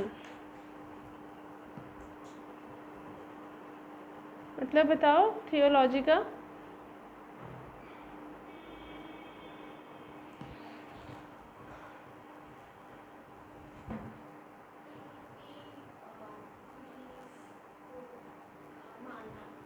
किसको? Theologians are the person who are expert in religious subject or religious matters, religious knowledge. तो पंचालास वर नोन फॉर द ब्राह्मण थियोलॉजियंस, इसका मतलब बहुत एक्सपर्ट लोग, जो ब्राह्मण्स, उस टाइम पे ब्राह्मण्स बिकेम द ओनली, क्या बोल सकते हो, एजुकेटर्स, जो एजुकेशन दे रहे थे। तो पंचालास वर नोन फॉर देयर ब्राह्मण थियोलॉजियंस, यानी कि वो लोग जो ब्राह्मणिज्म में या ब्राह्मणिकल ऑर्डर्स में प्रॉपर एक्सपर्ट बन चुके थे। समझ आया? फिलॉसफी होता है, हो सकता है knowledge about, philosophy is something, knowledge about science, spirituality, man, आत्मा, परमात्मा, ये सब फिलॉसफी है। अगर एक नॉर्मल भाषा में, ऐसे तो फिलॉसफी एक प्रॉपर सब्जेक्ट है, पर अगर नॉर्मल आप समझो, फिलॉसफर किंग मतलब जिसको नॉलेज है भगवान की, आगे पीछे होती हुई चीज़ों की। तो Panchala was very famous for these both thing and the most popular ruler being the Pravahana Jaivali. Clear है यहाँ तक?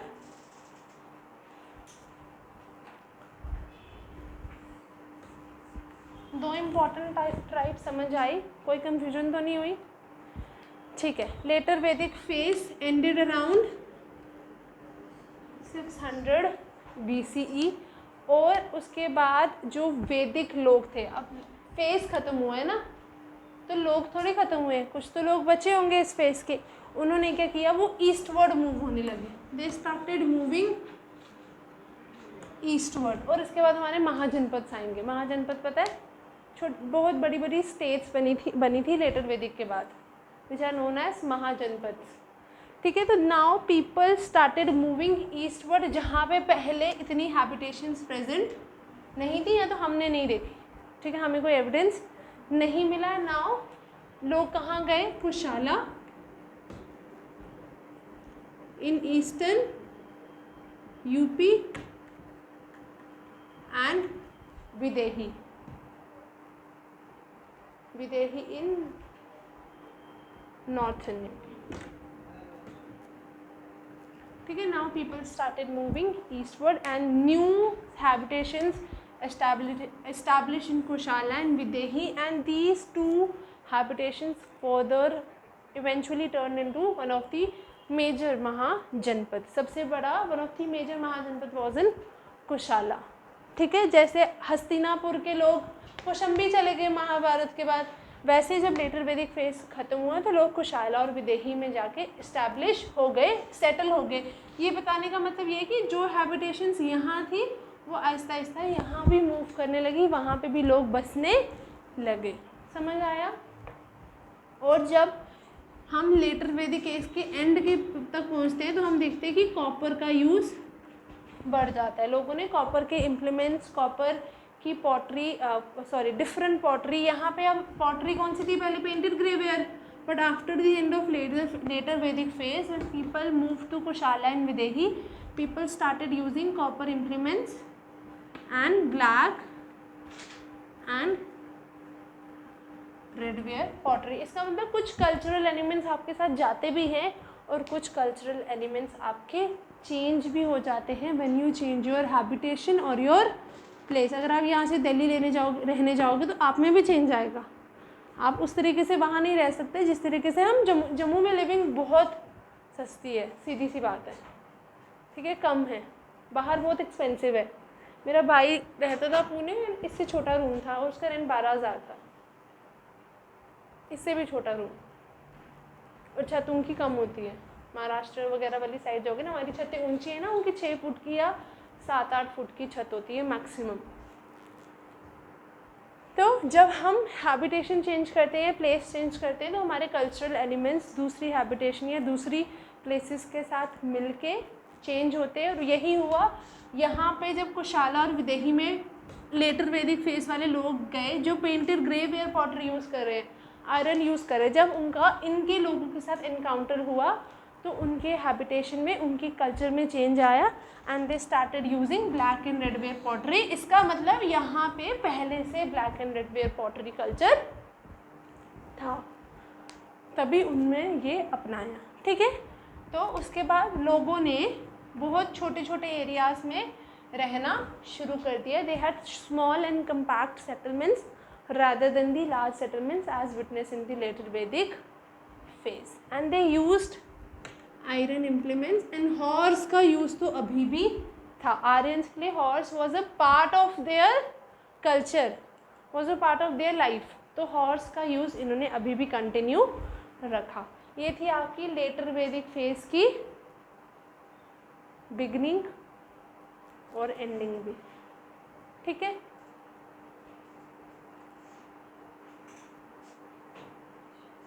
क्लियर है? लिख लें. यहाँ तक समझ आया कैसे बड़ी बड़ी क्लैंस भी बनी, कैसे बड़ी क्लैंस ख़त्म भी हुई, दूसरी कौन सी क्लैन थी, कौन फेमस था, बेसिक जो कैरेक्टरिस्टिक था वो क्या था. सब क्लियर है? इतना लिख लें.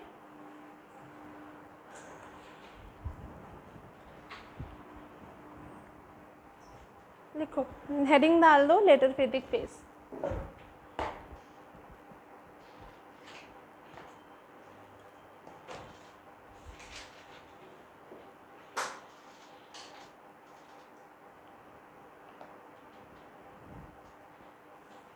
The later Vedic period witnessed the transition.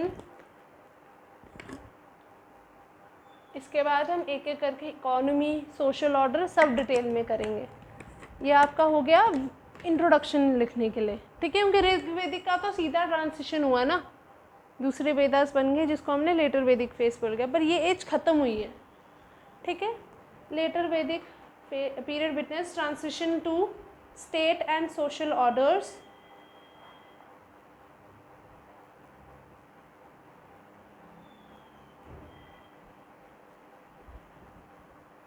सब हेडिंग लिखो, expansion in the later Vedic period.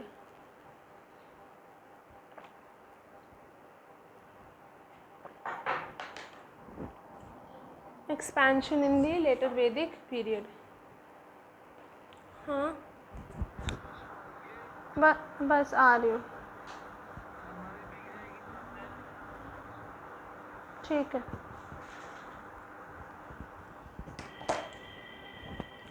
expansion in the later Vedic period can be studied on the basis of expansion in the later Vedic period can be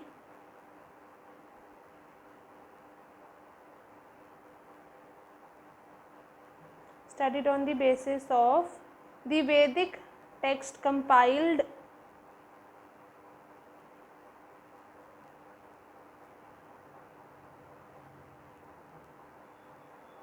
after the age of Rig Veda.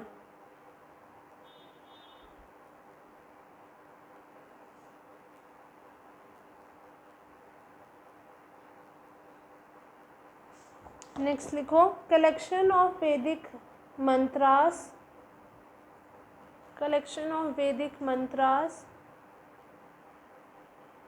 are known as samhitas.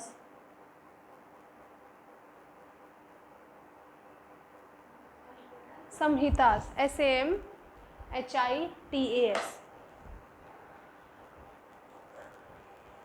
ठीक है, next लिखो Rig Veda is the oldest Veda. Rig Veda is the oldest Veda which consists of prayers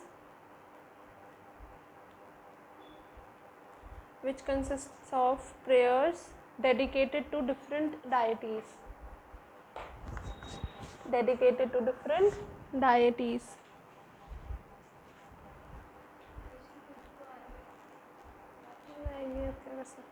next लिखो there were two other samhitas. अब confusion नहीं ना होगी कि वेदास को संहितास ही बोलते हैं. There were two other samhitas which were composed during the later Vedic phase,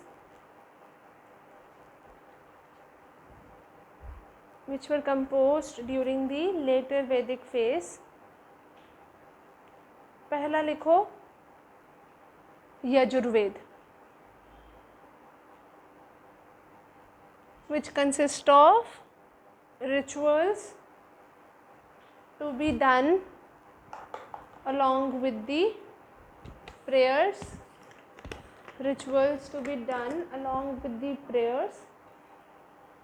and while doing yajna.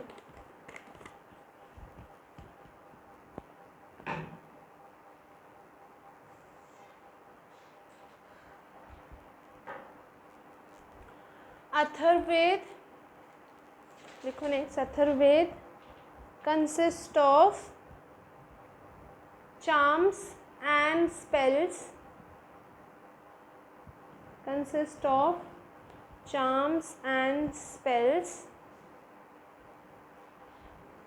to ward off evil forces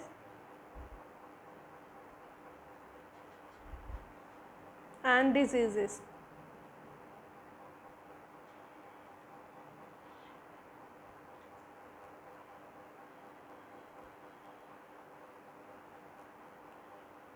To ward off evil forces and diseases. लिखिए यहाँ तक. नेक्स्ट लिखो The Atharvaved also throws light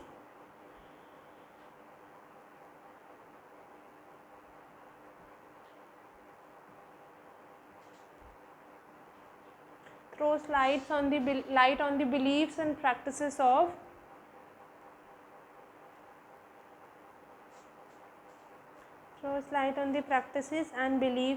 non-Aryans.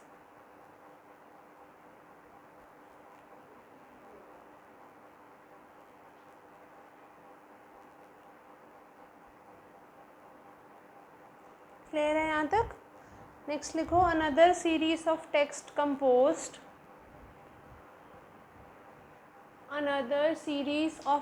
composed during this period was Brahmanas.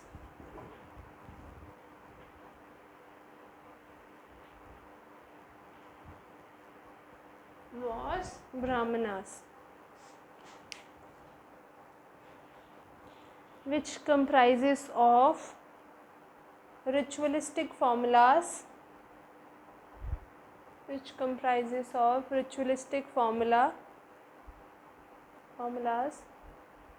and explanation of social religious meaning of rituals. Social religious meaning of rituals.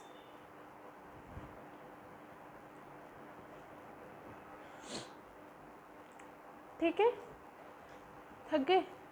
These all texts were compiled. These all texts were compiled in the Upper Gangetic Plain. In the Upper Gangetic Plain between 1000 to 500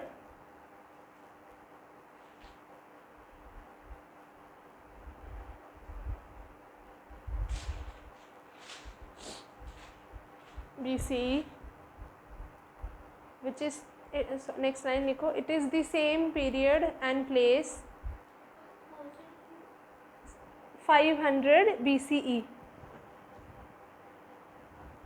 It is the same period and place where 700 sites inhabited for the first time. पहली बार 700 site 700 जगहें inhabited मतलब लोगों ने वहाँ पे बस गए थे. For the first time were found. तो अगर आपसे कोई पूछे कितनी साइट्स मिली हैं हमें लेटर वैदिक फेज की, मोर देन 700. ठीक है.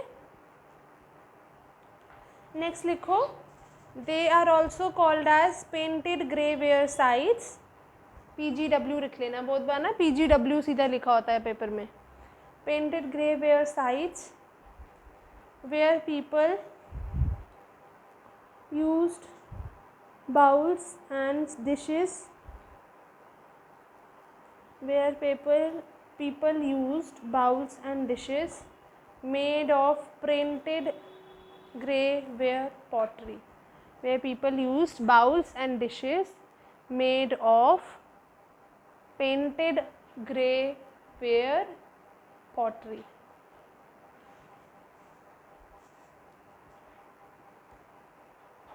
लिख लिया यहाँ तक. ठीक है. नेक्स्ट पॉइंट लिखो. ड्यूरिंग द लेटर वैदिक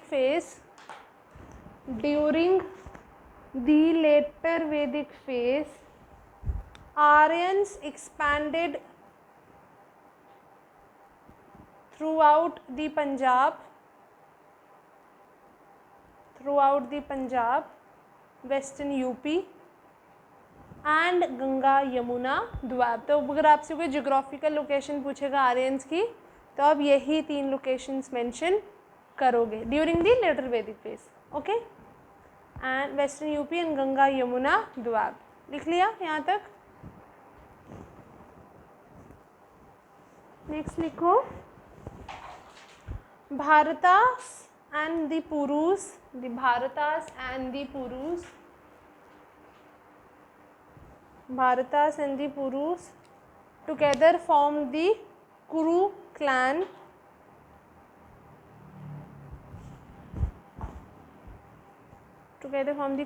Full stop. The Kurus occupied Delhi.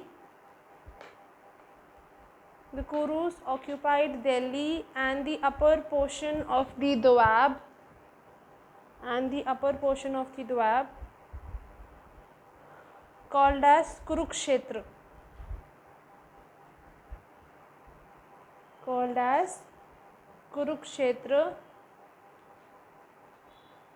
That is the land of the Kurus.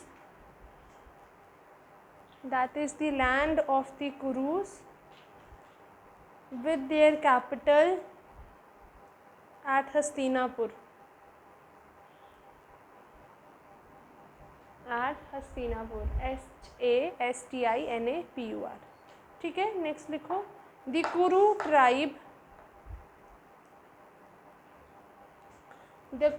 Tribe witnessed the most important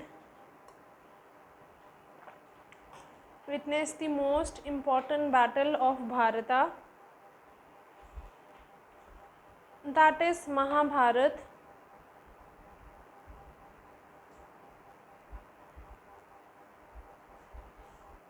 After which the whole Kuru tribe was wiped out.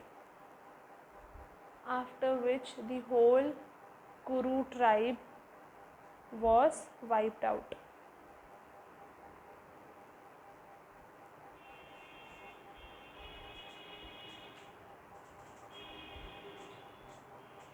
ठीक है.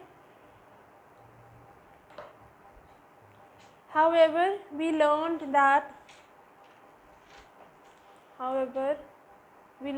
that Hastinapur was flooded and the remnants of the Kuru clan flooded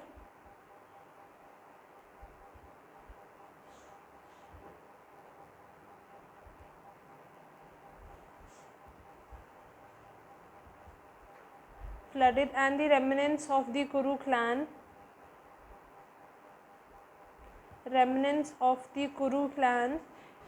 moved to Kaushambi, Kaushambi, moved to Kaushambi near Allahabad.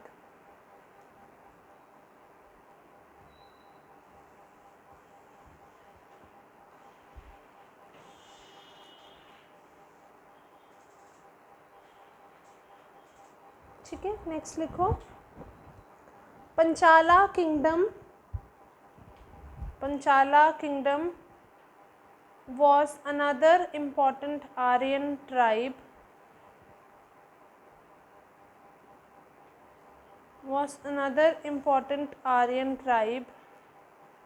comprising of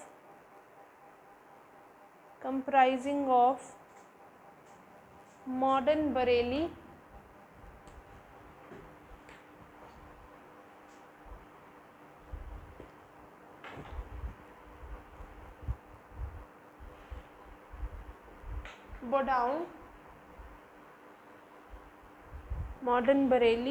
Badaun, and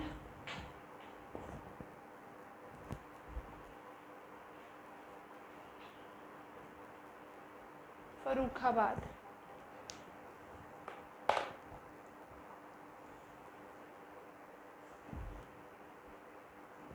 लिख लिया यहाँ तक? ये मिटा दूँ.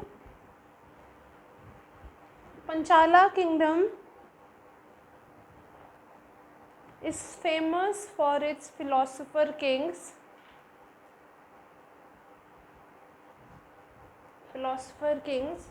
and Brahman theologians.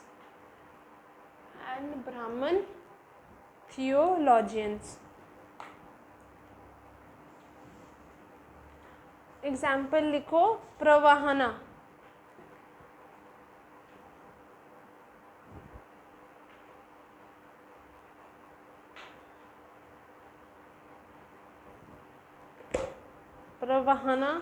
जवेली,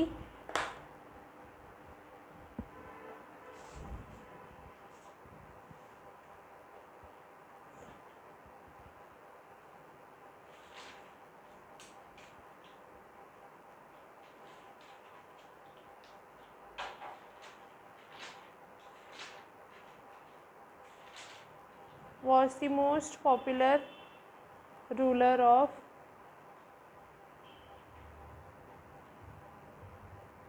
Panchalas.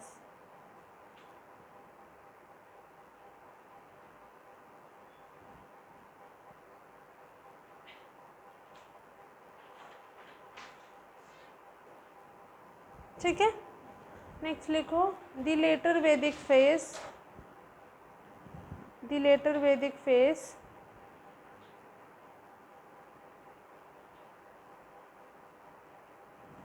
ended around 600 BCE.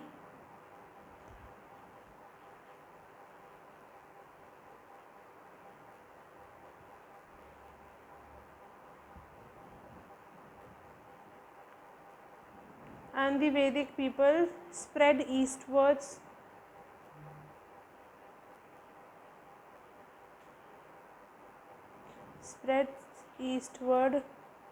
to Koshala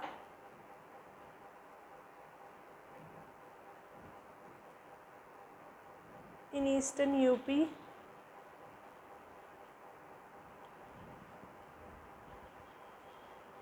and Videha, Videha.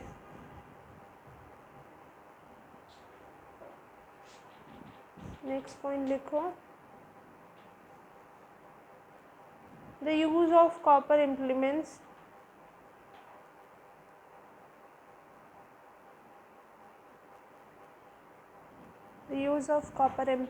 and black red ware pottery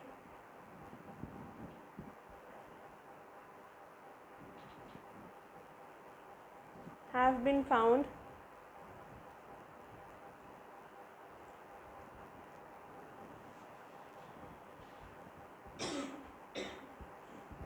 from this period and place.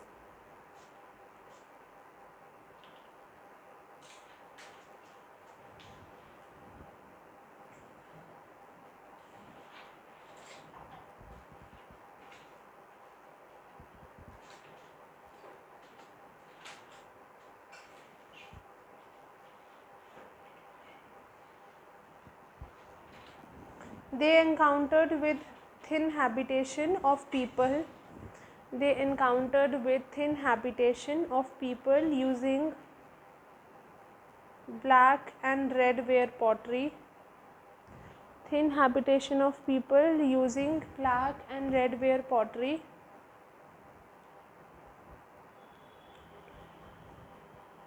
And further did not occupied any large area or territory.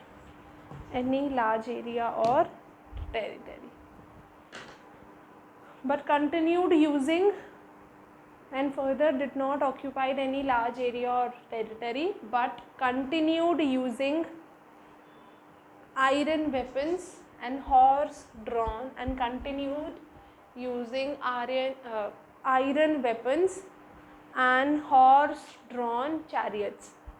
Clear है यहाँ तक? Clear है? ठीक है, अब हम करेंगे इसका इकोनॉमी, सोसाइटी एंड रिलीजन वगैरह जितने भी एस्पेक्ट हैं. कल आपका स्टोन एज का टेस्ट है ना? क्वेश्चन लिखो ऋग्वेदिक का.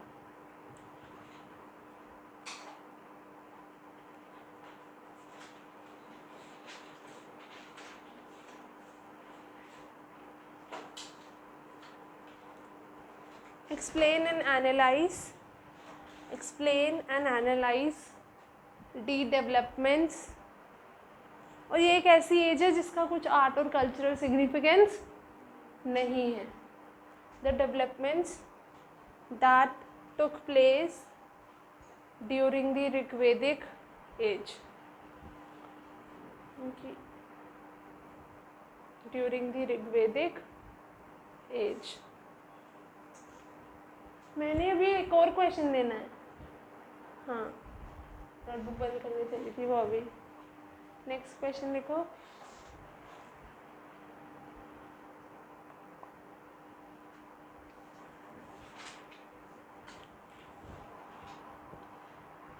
Analyse and compare the religious belief of IBC people. The religious beliefs of IBC people and the Rigvedic people.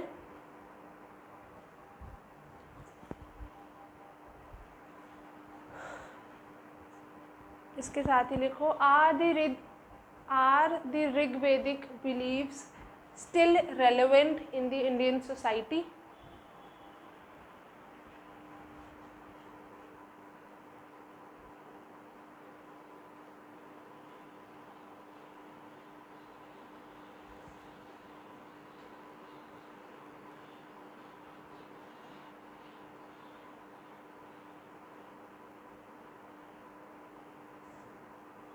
ठीक है, क्लियर है?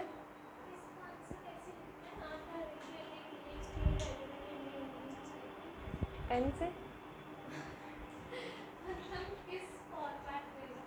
पहले तो तुमने ऋग्वेदिक सोसाइटी के बारे में बताना है, आईवीसी के बारे में भी बताना है, आईवीसी के रिलीजियस बिलीफ बताने हैं। पहले आईवीसी फिर ऋग्वेदिक के बताने हैं और फिर उन दोनों को कंपेयर करना है, ठीक है, कि क्या क्या चेंजेस हुई। वुमेन की जैसे कम हो गई, उसमें मेल नहीं थे इंद्र।